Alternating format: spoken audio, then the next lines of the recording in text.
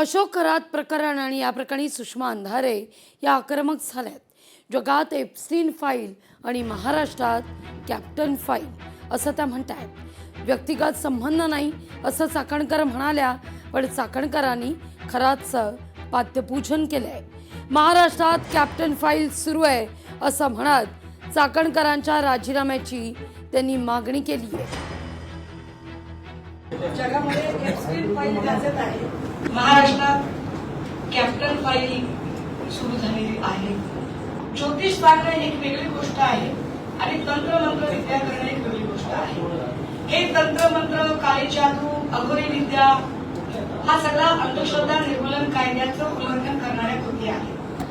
अंधश्रद्धा निर्मूलन कायद्याचं उल्लंघन करत असताना मी किती सुधारणावादी विचारांची आहे असं सांगणाऱ्या आयोगाच्या अध्यक्षा फक्त त्यांच्या पदराने ते पाय पुसत नाही तर त्यांच्या पायाशी अक्षरशः लोळण घेतात.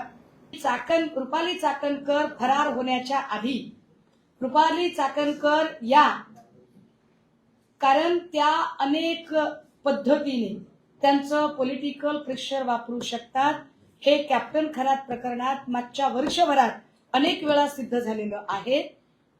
मागच्या वर्षभरात अनेक वेळा अनेक लोकांना त्यांनी ज्या पद्धतीने आपल्या पदाचा दुरुपयोग करत तिथे दबाव आणण्याचा प्रयत्न केलेला आहे. चाकणकर ज्या पदावर आहेत त्या पदाच्या गौरव गरिमेचा विचार करता त्या पदावरून त्यांना आधी बाजूला करावं लागेल. सुधारणावादी विचार असल्याचं चाकणकर म्हणतात. चाकणकर स्वतः तंत्रमंत्र विद्येच्या गोष्टी करतात. 2 सप्टेंबरला सोमवती अमावस्या होती.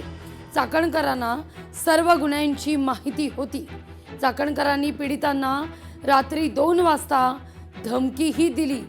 या सगळ्याचा परामर्श सुषमा अंधारे यांनी आपल्या पत्रकार परिषदेत घेतलाय. माझी पहिली मागणी असेल की चाकणकर यांना तातडीने अटक केली पाहिजे. दुसरी मागणी काय आमची? चाकणकरांची ज्याला आपण कन्फ्रंटल एन्क्वायरी म्हणतो, समोरासमोर बसून ही कन्फ्रंटल एन्क्वायरी ती झाली पाहिजे. तिसरं, चाकणकरांची नार्को टेस्ट झाली पाहिजे. कारण प्रश्न अनेक महिलांच्या इब्रतीचा प्रश्न आहे.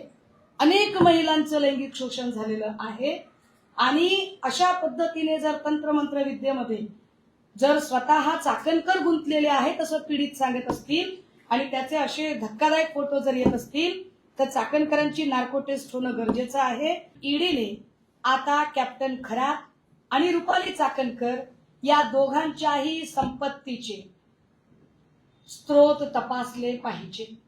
नार्को टेस्ट, अटक, संपत्तीचे स्त्रोत तपासणं आणि आर्थिक गुन्हे शाखेकडून कॅप्टन खरातच्या संपत्ती जी फक्त पाथर्डी आणि अहिल्यानगरमध्येच नाही तर त्याची प्रॉपर्टी ही देश विदेशात सुद्धा असल्याचे कळते. या सगळ्या देश विदेशातल्या सगळ्या प्रॉपर्टीज या सगळ्यांवर तात्काळ आणली पाहिजे. लोकशाही मराठी ऐका, पहा, जागरूक रहा.